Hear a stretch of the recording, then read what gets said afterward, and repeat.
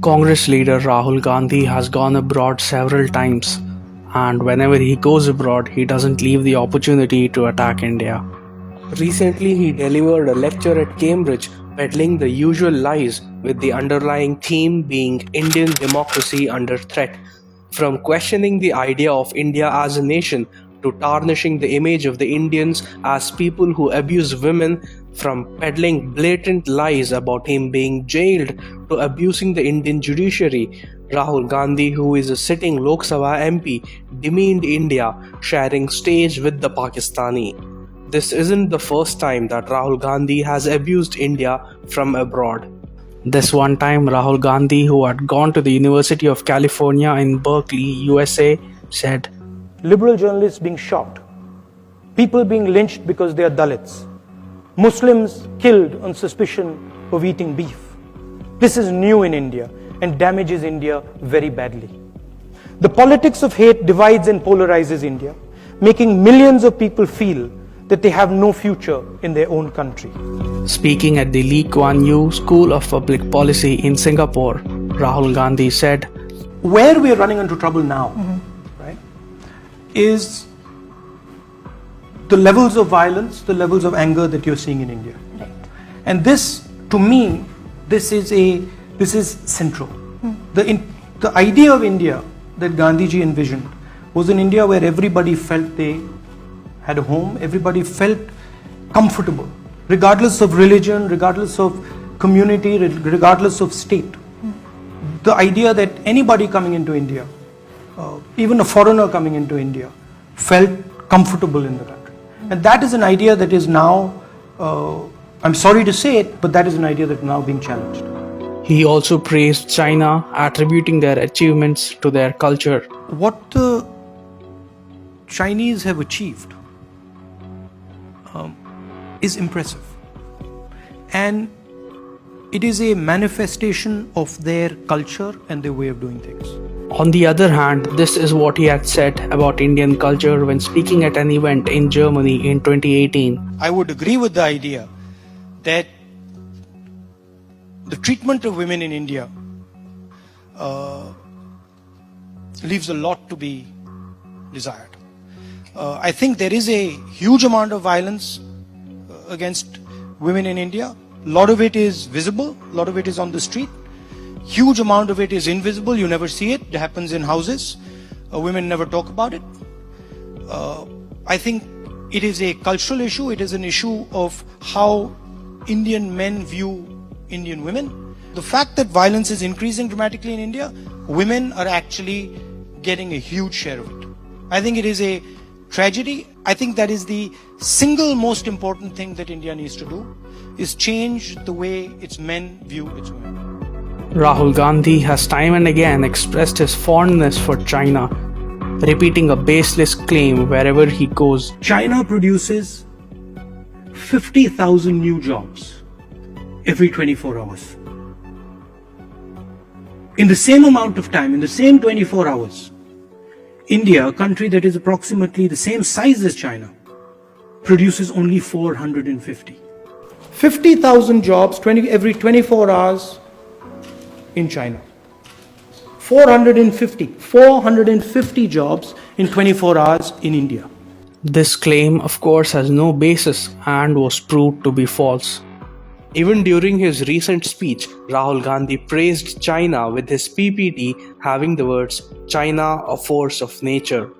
Rahul Gandhi also justifies China's authoritarianism, saying Chinese value societal harmony and is legitimate for them to be that way. In 2018, addressing the Indian Overseas Congress at London, Rahul Gandhi peddled fake news that the SC/ST Atrocities Act was being abolished and that Dalits and minorities were being denied welfare benefits. This is what he had said. आज हिंदुस्तान में हमारे लोगों को कहा जाता है, तुम दलित हो, तुम्हें कुछ नहीं मिलेगा. तुम दलित हो, तुम्हें कुछ नहीं मिलेगा. ज्यादा बोलोगे, पीटा जाएगा. दलित एट्रोसिटी एक्ट छीन के हम खत्म कर देंगे, स्कॉलरशिप खत्म कर देंगे. अच्छा, ट्राइबल हो, तुम्हें कुछ नहीं मिलेगा. किसान हो तुम्हें भी नहीं मिलेगा, माइनॉरिटीज तुम्हें भी नहीं मिलेगा, गरीब हो तुम्हें भी नहीं मिलेगा. किसको मिलेगा? अनिल अंबानी को मिलेगा. He also said that the Judiciary, Election Commission, and RBI were being torn apart. Supreme court, election commission,